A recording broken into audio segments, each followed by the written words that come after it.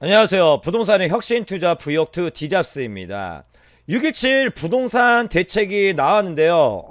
이거 좀 강합니다. 예, 강해서 그런지 혼란스럽기까지 하는데, 유튜브나 네이버 블로그 보면 뭐 전문가도 쓴 글도 있고, 비전문가들이 쓴 글도 있습니다. 근데 여러 사람들 말 들어보면은, 뭐 그럴싸하게 글을 쓰고, 막 헷갈려요. 막 말들이 다 달라. 예, 그래서 제가, 이런 혼란스러운 부분을 좀 정리 좀 하고, 앞으로의 부동산 전망에 대해서 제 의견을 한번 말씀드려 보겠습니다. 그럼 시작해 보겠습니다.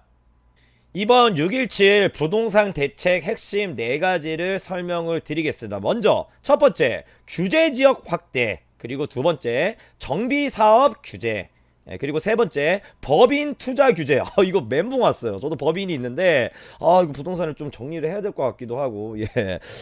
그리고 네 번째 1216 부동산 후속 조치. 이거 하나하나 상세하게 설명을 드릴 건데, 먼저 규제지역 확대부터 말씀을 드리겠습니다. 먼저 규제지역 확대부터 설명을 드리겠습니다. 이게 정말 충격적인 게, 한 번에 특위가열지구로 지정된 곳이 있습니다. 인천 서구, 연수구, 뭐 군포, 대전, 뭐 청주는 뭐 조정, 청주는 조정. 네. 지금까지는 조정으로 묶이고 그 다음에 투기과열로 이렇게 단계적으로 격상을 시켰는데, 한 번에 투기과열직으로 핵펀치를 날려서 KO 시켰다는 겁니다.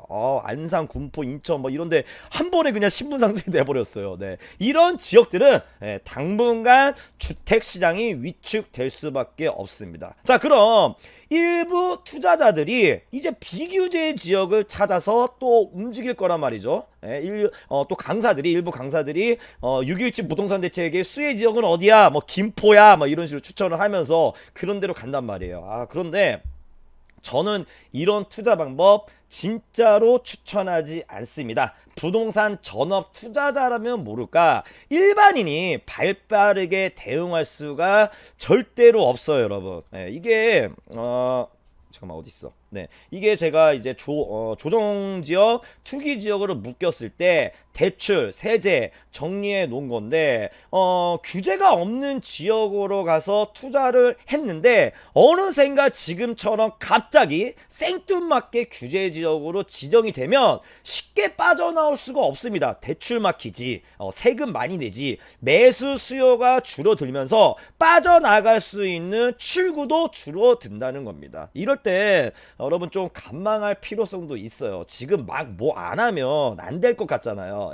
이러다 보니까 대책 나오자마자 김포가 수혜 지역이야 뭐 이런데 분위기 휩쓸려서 또 갔다가 고점에 물려버리고.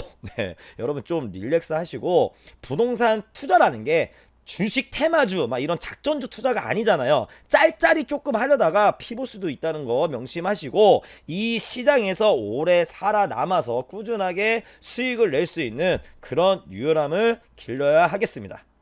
두 번째, 정비사업 규제책인데, 투기과열 지구에서 2년 이상 거주를 해야지만 조합원 분양 신청을 할 수가 있다고 합니다. 재건축 아파트만 해당되는 내용인데, 이 법이 언제부터 적용이 되냐? 2020년 올해 12월에 도시정비법 개정 이후 조합 설립 인가 신청 사업부터 적용이 된다는 겁니다.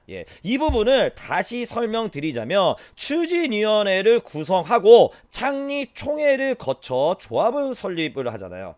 조합 설립을 하고 이후에 사업 시행 인가 단계를 거쳐서 관리 처분 계획 인가 2단계까지 가는데, 이때 관리 처분 계획 2단계에서 조합원들이 분양 신청을 하는 겁니다. 이때 관리 처분 단계에서 이때까지 2년 거주 요건을 못 갖추면 분양을 못 받는다는 거예요. 그냥 입주권이 날아가고 청산된다는 겁니다. 빠빠이 날아가는 거예요.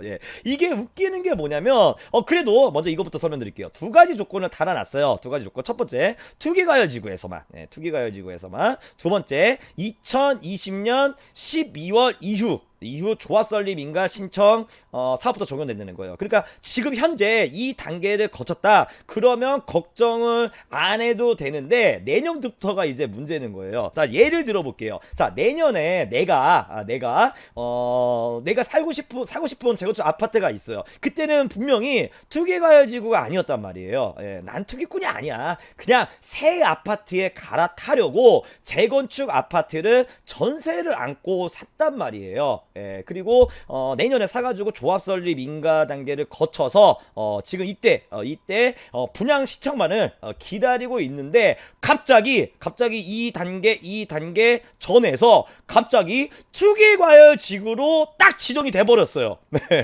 그리고 6.17 부동산 대책 지금 나온 것처럼 갑자기 생뚱맞게 투기과열지구로 지정을 해버렸어요. 그러면 입주권을 못 받고 청산당하는 겁니다. 예, 그래서 부랴부랴 2년 거주 요건을 채우려고 하는데 그냥 세입자가 딱 버티고 안 나가는 거예요. 그럼 지금 이러면 어떻게 되냐고요, 이거. 예, 큰일 나는 거. 예. 위헌 소지가 분명 있는 부분으로 모아서 보완책이 나올 것 같긴 한데 여하튼 여러모로 이제 불안하니까 2년 거주 요건을 지금부터라도 채우셔야 합니다. 예, 지금 사업 단계가 딱 이 전 단계잖아요. 그러면 2년 거주 요건을 채우셔야 돼요. 예, 연속은 아니고 2년 거주 요건이 이게 연속은 아니고 합산이니까 이제 미리미리 준비하시고 이게 제가 뒤에서 다시 설명드릴 거지만 분명히 재건축 아파트에는 악재예요. 이게 실수요만 해라 이건데 투자 수요는 이제 없어지겠죠. 그 투자 목적으로 또 재건축 아파트 사놓으신 분들 시장에 물건을 내놓을 것 같아요. 내놓으면 좀 물량이 좀 쌓일 수도 있는데 그것도 잠깐 이제 그 물량 재건축 아파트 물량 나온 걸 실수요자들이 가져가잖아요. 그럼 물량 잠기는 거야. 예, 그리고 이게 공급이 또 없어지는 거예요. 진짜 이거는 뒤에서 제가 설명을 드릴 거예요. 네. 세 번째, 법인 투자 규제. 일단 모든 지역에서 법인 주택담보대출이 완전 막혔습니다. 그리고 종부세 공제 없어졌고 주택 양도시에도 법인세 추가 세율 인상이 돼버렸습니다. 한마디로 부동산 투자 법인을 투기야, 적폐 세력이야 이렇게 보고 가지고 있는 주택들 지금 싹 팔으라 이겁니다.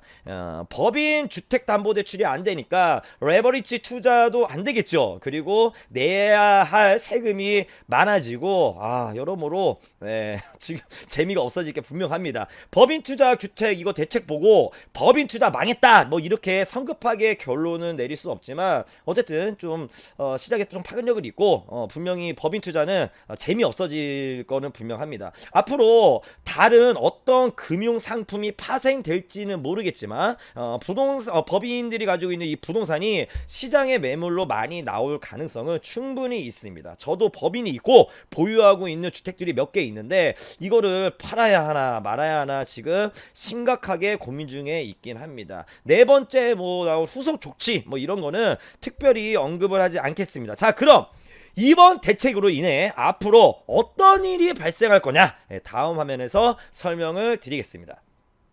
6.17 부동산 규제로 앞으로 일어날 일에 대해서 제 의견을 말씀을 드릴게요. 일단 당분간은 이 규제책이 지금 나온 규제책이 좀 강력해요. 그래서 당분간은 약보합세다. 일부 지역은 국지적으로 상승을 할 수 있겠지만 당분간은 약보합세를 유지하다가 결국에는 대세 상승장이 지속될 것이다. 왜 그러냐면 이번 대책에서도 공급 대책은 전혀 안 나왔어요. 오히려 공급을 줄여버렸어. 이게 웃긴 거예요 지금. 집값을 잡기 위한 정책이라고 내놓은 게 공급 대책도 없고 무주택자들 내 집 마련 꿈도 포기시켜버리고 제가 예를 한번 들어보겠습니다. 홍길동 씨라는 사람이 있어요. 이 홍길동 씨 이 사람은 꿈이 아주 소박합니다. 내 집 마련이 꿈이에요. 그래서 비규제 지역이었던 인천 아파트 5억짜리 아파트를 사려고 지금까지 열심히 모아서 힘들게 2억을 모았습니다. 2억을 모아서 지금 인천 아파트 사기 직전이에요. 비규제 지역이었을 때는 이게 대출이 여유 있게 한 3억까지 나왔을 겁니다. 3억 레버리지를 받고 자기 돈 2억을 해서 그냥 인천에 이제 집을 살려고 딱 알아보기 직전에 집 알아보고 있었어. 그런데 갑자기 규제 지역으로 딱 지정이 돼버려서 대출이 2억밖에 안 나오는 겁니다. 그러면 이 홍길동 씨는 자기가 가지고 있는 돈 2억에 1억을 더 보태야 되는데 지금 당장 없어 홍길동 씨는. 그리고 앞으로 자기 수입에 딱 계산을 했을 때 1억 모으려면 앞으로 10년을 모아야 돼. 그럼 어떡할 거냐고요. 그럼 내 집 마련 꿈이 또 없어지는 거잖아요. 그래서 이 홍길동 씨가 안 되겠다. 그리고 구축 아파트 5억짜리 못 사니까 한번 청약시장에 도전을 해보자. 청약시장에 도전해보자. 다시 맘 먹었어요. 그런데 규제 지역으로 바뀌면서 투기과열지구 같은 경우에는 전용 면적 85제곱미터 이하 34평 이하 중소형 아파트가 청약 가점 100% 청약 가점 100%로 바뀌었단 말이에요. 그럼 가점이 낮은 홍길동 씨는 청약으로 절대 당첨이 될 수가 없습니다. 이게 문제예요. 네. 참 웃긴 거죠.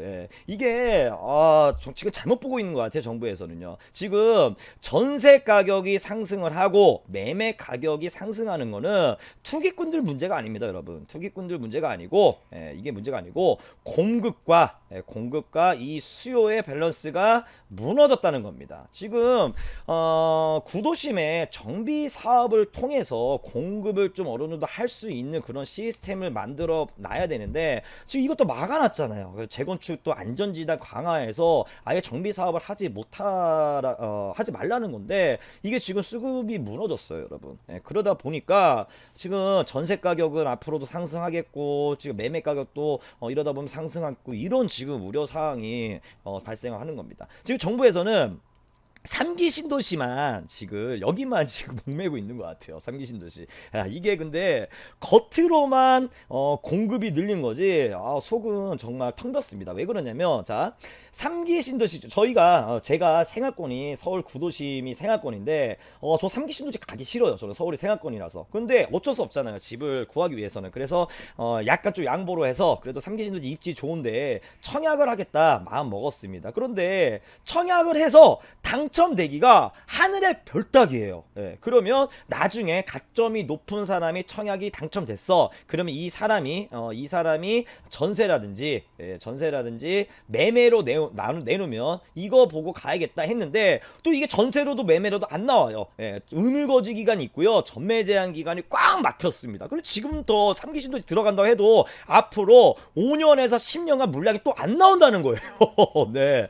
지금 이걸 모를까? 이 정부에서 이걸 몰라? 이게 말이 3기 신도시가 공급을 늘린 것 같지만은 절대 그런 게 아니라니까요. 그리고 서울에는 지금 계속 정비 사업을 막아버려서 지금 새 아파트 공급은 전혀 기대를 할 수가 없는 겁니다. 여러분 지금 우리가 역사 공부를 왜 합니까? 과거의 잘못된 역사를 좀 배워서 앞으로 그러지 말아야겠다. 이렇게 역사를 배우는 거라고 저는 생각을 하거든요. 근데 이 정부에서는 과거의 잘못된 역사를 지금 반복을 하고 있는 겁니다. 참여정부 때 어떻게 했냐면 정비 사업을 싹 다 막아버리고 2기 신도시에 올인을 했습니다. 그런데 여러분 집값이 잡혔어요?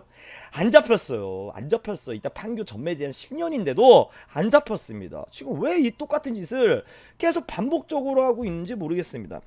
서울에 새 아파트 공급이 없으니까 서울 신축 아파트의 몸값은 계속 올라가고 이러다 보니까 구축까지도 올라가고 덩달아서 여기다가 내년에는 공급 물량도 없고 전월세 공급 물량도 없고 또 전월세 상한제까지 이렇게 만들어 버린대. 참나 이러면은 전세 가격은 그냥 올라가는 거야. 계속 전세 가격을 올라가면은 매매 가격이 또 폭등되지 않을까 이렇게 전문가들이 우려를 하는 겁니다. 다주택자들이 임대 아파트를 계속 시장에 이렇게 내놓잖아요. 내놓으면 이런 순기능을 지금 정부는 적폐야 투기야 이렇게 막아버리고 이런 순기능을 무시하잖아요. 이러면 그 아파트 주택 집값은 절대 잡을 수 없다는 게 제 의견입니다. 앞으로 일어날 일 두 번째, 비규제 지역 투자 유의. 이건 여러 전문가들의 의견이 다르기 때문에 제 의견은 참고만 하시고 저는 이렇게 생각합니다. 지금 정부와 투자자들의 숨바꼭질 놀이는 계속되고 있습니다. 비규제 지역이라든지 아니면 개발 호재가 있는 지역으로 외부 투자 수요자들이 몰려들어 단기간 주택 가격 상승을 이끌고 있는 형국이 계속되고 있는데 예를 들자면 6.17 부동산 대책 대책이 나오자마자 김포로 투자자들이 몰려간 것만 봐도 알 수가 있습니다. 그리고 지금 또 지방 어디로 가야 하는지 막 이렇게 많이들 공부하고 연구하고 막 강사님들 의견 구하고 있을 겁니다. 예, 그런데 저는 이런 거 정말 말리고 싶습니다. 지금 어이없게도 대전, 인천 뭐 등 일부 지역에서 갑자기 투기과열 지구로 지정이 되었단 말이에요. 그리고 고양시는 규제 지역에서 해제된 지 지금 6개월 만인가? 뭐 그렇거든요. 예, 지금 다시 규제 지역으로 묶였단 말이에요. 이 의미는 뭐냐? 전국적으로 언제든 어디서든 명분이 있든 규제 지역으로 묶을 수도 있다는 거고, 단번에 투기 과열 지구까지 갈 수도 있다는 겁니다. 예. 이렇게 말하는 사람도 있을 거예요. 아이 그럼 쫄리면 뒤지시던지 이렇게 말하는 사람도 있을 텐데, 정말 그러지 마세요. 저는 이제까지 부동산 투자로 실패를 본 적이 없습니다. 왜냐? 리스크 있는 투자를 해본 적이 없으니까요.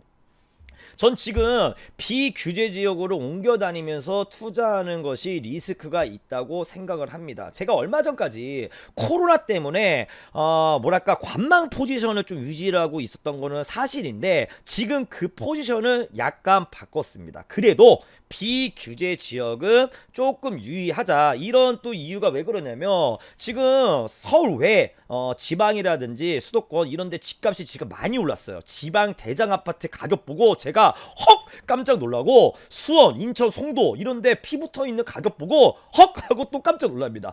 절대 오해하지 마시고, 그 지역이 안 좋다는 게 아니에요. 그런데 서울 아파트 가격을 꼼꼼히 보시잖아요. 그러면 이런 데랑 서울 아파트 가격이랑 별 차이가 없는 곳이 간간히 보이거든요. 그래서 이런 생각이 드는 겁니다.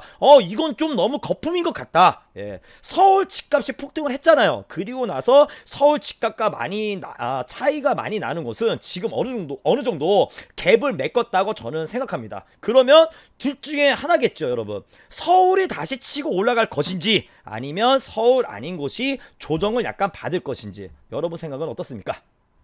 마지막 세 번째, 초저금리와 풍부한 유동성으로 만들어진 자금이 움직일 또 다른 부동산을 찾자. 제가 지금 부동산 15년, 16년 정도 한 것 같은데, 이제까지 부동산 투자로 손해본 적이 단 한 번도 없습니다. 그 이유가 그동안 부동산 시장의 흐름을 잘 캐치를 하고 트렌드를 잘 따라가면서 대응을 잘 했던 것 같아요. 부동산의 종류가 하나만 있는 게 아니거든요. 주택만 하는 사람은 주구장창 주택만 할 텐데, 저는 부동산 있는 거 그냥 다 합니다. 주택은 기본 중에 기본이고, 상가, 오피스텔, 오피스, 땅 뭐 가리지 않고 다 합니다. 그런데 이게 지역과 시기에 따른 유행이 있더라고요. 어떨 때는 상가주택, 또 어떨 때는 오피스텔, 또 어떨 때는 지식산업센터. 주택시장이 캐파가 가장 크긴 합니다. 그리고 또 접근하기가 쉽고 제일 만만하죠. 그런데 투자자 마인드에서 지금의 주택시장 분위기를 보세요. 투자할 데가 있습니까? 주택임대사업자 법인투자 재미없어졌죠. 그리고 분양권 전매 제한 막혔죠. 뭐 길어졌고 의무 거주기간까지 생겼죠. 그리고 재건축 실거주 요건 생기고, 그리고 주택담보대출도 지금 잘 안 나오잖아요. 네, 이런 때가 과거에도 있었는데, 그때 보면은 그때도 저금리에 풍부한 유동성이 갈 데가 없기 때문에 주택 외 부동산으로도 흘러갔었습니다. 토지, 상가, 오피스텔 이런 곳으로. 그런데 사람들이 이런 토지라든지 상가, 오피스텔 이런 데 관심들이 많이 없는 이유가, 재미 봤다는 얘기 또 별로 못 들어보고 큰 돈이 들어갈 거라고 생각한단 말이에요. 절대 아니거든요. 공부 좀 해보세요. 이번 기회에. 예. 내가 이게 상가라든지 토지 이런 걸로 소액으로 돈 번 얘기를 이제 썰 풀자면 제가 분량 진짜 10시간짜리 찍어낼 수 있습니다. 조만간 간단하게 만들어서 한번 설명을 드려볼게요. 영상 찍어서 정말 신세계일 겁니다, 여러분. 네. 자, 하나 또 예를 들어볼게요. 이렇게 이해하시면 또 편할 수도 있을 것 같은데, 제 주변에 유일하게 주식으로 지금 자산가가 된 친구가 있습니다. 그 친구는 절대로 한 종목을 사랑하지가 않아요. 큰 흐름을 보고 대응을 정말 잘하더라고요. 자동차 관련주가 한창 뜰 때는 자동차 관련주만 붙들고 하는 거고, 그 반도체 관련주가 뜰 때는 반도체, 또 지금은 바이오주, 이렇게 주식 시장을 이끌고 있는 대장주를 잘 골라서 투자해서 지금 엄청난 자산가가 되어 있습니다. 저는 주식으로 맨날 꼴기만 해서 지금 주식 절대 안 해요. 저는 부동산만 합니다. 부동산도 이렇게 이런 주식시장과 비슷하게 생각하시면 됩니다. 제가 지금 회원님들하고 과천 지식산업센터 센터를 작업하고 있거든요. 이게 지금 서로 분양받고 싶어서 난리도 아닙니다. 난장판이에요, 난장판. 지금 대출 90% 나오지요. 공급에 비해서 수요는 넘쳐나지요. 그리고 얼마 전에 제가 수원 화서역 푸르지오 오피스텔 좋다고 무조건 신청하라고 제가 강력하게 추천했잖아요. 그거 입주 때 얼마 같이 보세요, 여러분. 이번에 규제 정책 나온 게 오피스텔 같은 경우에는 진짜 큰 호재가 될 것 같습니다. 그런데 이런 주택외 부동산은 진짜 조심을 하셔야 됩니다, 여러분. 네, 이게 사기꾼도 많고, 그 다음에 이제 안 좋은 것도 좋다고 포장해서 뭐 이렇게 팔아먹는 사람도 많고, 이 바닥이 고인물이에요. 상가하는 사람은 상가만 하고, 땅하는 사람은 땅하고, 네, 고인물이잖아요. 매매 수요가 아파트처럼 많지가 않아서 잘못 투자하면 물리는 경우도 있는데, 어쨌든 옥석 가리기는 기본이고요. 저는 당분간 주택은 좀 안 합니다. 네. 입지 좋은 오피스텔 하나 잡고 가려고 지금 보고 있거든요. 원룸 투룸 이런 거 말고 3룸 방 3개짜리 나오는 거 아파트 아니면 땅 새만큼 좀 뜰 때가 된 것 같은데, 예, 어쨌든 여하튼 좀 이제 주택 외 부동산에 한번 눈을 돌릴 때가 되지 않았나 이렇게 생각을 할 시점이 지금 시점입니다.